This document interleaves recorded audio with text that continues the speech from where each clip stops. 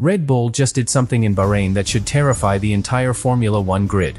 They did not chase headlines. They did not show their full pace. And yet, the data says the RB22 was still almost half a second per lap faster on race runs. Over 400 laps completed. 0 engine failures. Top speed hitting 344 km per hour. And here is the shocking part. Telemetry suggests Verstappen was lifting off in fast corners during his quickest laps, meaning they may be hiding nearly a full second of qualifying pace. This is not speculation. This is GPS analysis. Energy deployment that never clipped. Tire degradation almost non-existent. A brand new Ford power unit running flawlessly from day one. While rivals struggled with balance and overheating, Red Bull ran like a machine. Calm, controlled, untouchable. If this is their baseline, the championship fight could already be decided. And if this is sandbagging, the real RB22 might be even faster than anyone expects. Stay with me, because once you see the full Bahrain data breakdown, you will understand why teams are already calling Red Bull the reference before the first race has even started. Day 1 in Bahrain told us everything. But only if you were looking at the right numbers. Red Bull did not go for a headline lap. They did not bolt on soft tires and chase the timing sheets. Instead, they focused on volume. 136 laps on the opening day alone. That is not a glory run. That is structural confidence. When a team runs that much mileage immediately, it means one thing. The car works. No hidden cooling crisis. No electrical instability. No mysterious balance swings. It simply ran. And it kept running. Across all 3 days, the RB22 passed the 400 lap mark. While other teams were stuck in garages adjusting ride height or chasing correlation issues, Red Bull collected data. And data in testing is power. But here is where it gets interesting. The RB22 did not look nervous. No bouncing. No visible rear instability. No dramatic steering corrections from Verstappen mid-corner. The car looked planted. Neutral. Almost effortless. And when a Formula One car looks effortless, that usually means it is very fast. But the real story was hidden in sector analysis. Observers tracking GPS overlays noticed something subtle. On Verstappen's quicker laps, he was not flat out through certain high-speed corners. He was lifting. Not because he had to. Because he chose to. That suggests two possibilities. Either the team was protecting engine modes, or they were deliberately masking true one-lap performance. Estimates inside the paddock suggest up to 0.8 of a second may still be hidden. 0.8 in modern Formula One is enormous. That is the difference between pole position and the second row. And remember, they never activated their full qualifying power mode during the test. No maximum deployment mapping. No extreme engine setting. Which means what we saw may not even be close to the RB22 ceiling. Now combine that with their top speed. 344 km per hour. The fastest of the entire test. And they achieved that without sacrificing rear stability. That tells you something fundamental about their aerodynamic efficiency. The side pod cannon exit concept, directing airflow toward the rear beam wing and diffuser, appears to generate additional load without increasing drag. That is not just clever. That is championship-level engineering. High speed, strong traction, stable rear, minimal tire degradation. Which brings us to the long runs. On the final day, Verstappen's race simulation was clinical. While Ferrari began losing roughly half a second per lap after 8 laps on the medium compound, the RB22 maintained lap times within a tenth for as many as 15 laps. That is domination over a race distance. And it likely comes from rear suspension geometry designed to prevent squat under acceleration. Less squat means more stable tire contact. More stable contact means less overheating. Less overheating means consistent pace. It is a chain reaction. And when that chain works perfectly, strategy becomes flexible. You can extend stints. You can respond to safety cars without panic. You can dictate race tempo. But perhaps the most surprising element was the Ford power unit. Many expected early hybrid issues. Instead, 0 failures. Not one engine-related red flag. Christian Horner publicly praised the integration. Helmut Marko admitted fuel consumption figures were better than anticipated. Better fuel efficiency means lighter starting weight. Lighter weight means immediate performance advantage at race start. Now step back and look at the full picture. High mileage. High top speed. Superior energy deployment. Minimal degradation. Hidden qualifying pace. No reliability issues. And a driver who said the car felt better than the simulator predicted. That combination is not normal in preseason. That is controlled dominance. Red Bull did not scream. They whispered. And sometimes the quietest team in testing is the one that already knows exactly what it has built. The question is no longer whether the RB22 is fast. The real question is how much faster it becomes when they finally stop hiding. But here is where the Bahrain story becomes even more unsettling for the rest of the grid. Because the raw pace is only part of it. The real advantage might be in energy management. Across all 3 days, one pattern stood out in the GPS traces.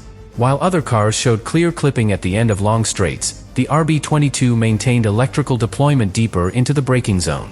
That means one thing. Their energy recovery system is operating at a higher efficiency.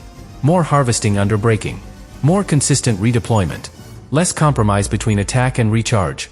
In 2026, that is everything. Because if you can deploy longer, you control overtaking windows.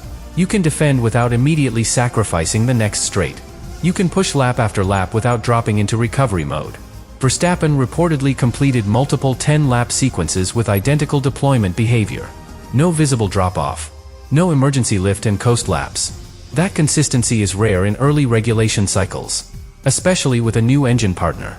Remember, this is the first major hybrid collaboration between Red Bull and Ford in this era. Many expected reliability scares. Instead, there were 0 power unit failures. Not one red flag triggered by the engine. That alone shifts the competitive landscape. Because early season championships are often defined by reliability. If Red Bull begins the year not just fast, but bulletproof, the psychological impact multiplies. And psychology in Formula One is underrated. When rivals analyze your data and realize you are not struggling with degradation. Not struggling with energy clipping. Not struggling with cooling.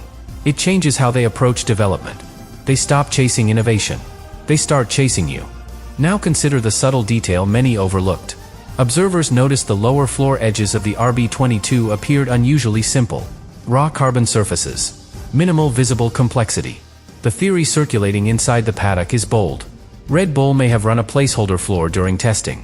If true, that means the aerodynamic package we saw was not the final version. And if they are already this consistent with a simplified floor, the potential ceiling becomes intimidating. But even if that theory proves exaggerated, the baseline platform looks mature. Last year's car had early balance inconsistencies. This one does not. From the first installation lap, the RB22 looked stable, predictable, confident. And Verstappen's feedback reflected that. He admitted the real car felt better than the simulator suggested. For a driver known for relentless precision, that comment carries weight. Because when the driver trusts the car immediately, development accelerates. There is no confusion. No correlation crisis. No wasted sessions chasing phantom issues.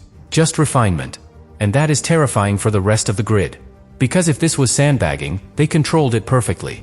If this was genuine pace, they are already ahead. Either scenario leads to the same conclusion. Red Bull leaves Bahrain as the reference. Not because of one-lap fireworks. But because of structure. Mileage. Efficiency. Stability. Hidden pace.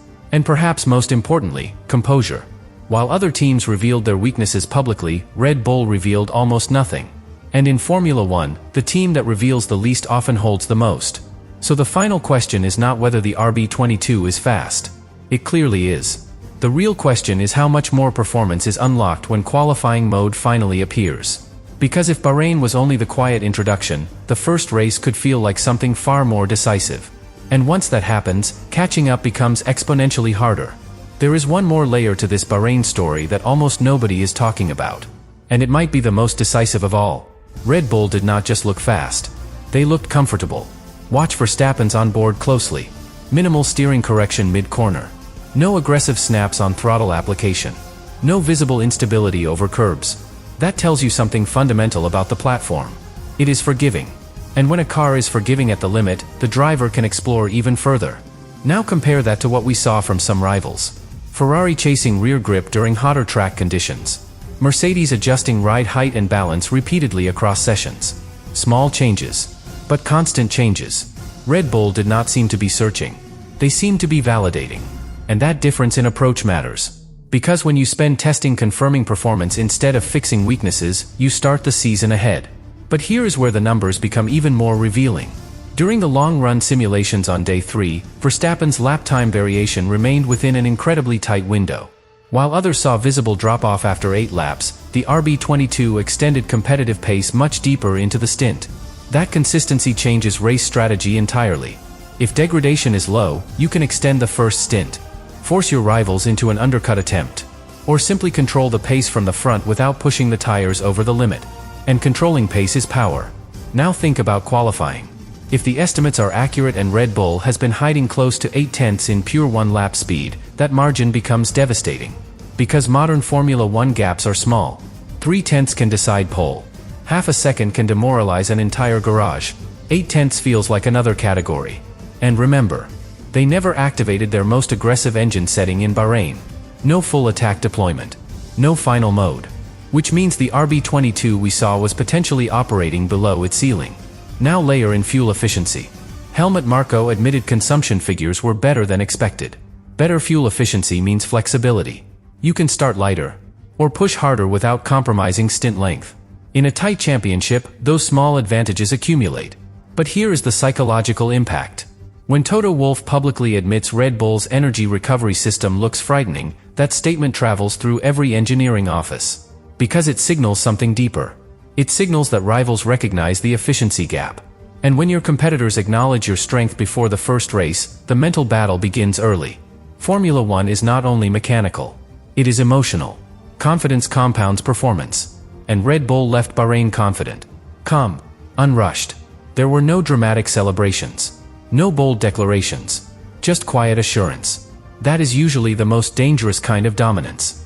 Because teams that truly know they are ahead do not need to prove it publicly. They let the stopwatch do the talking. So as we approach the first race, the real question is not whether Red Bull is competitive. That seems clear. The real question is whether anyone has found something in their data that can genuinely challenge this baseline.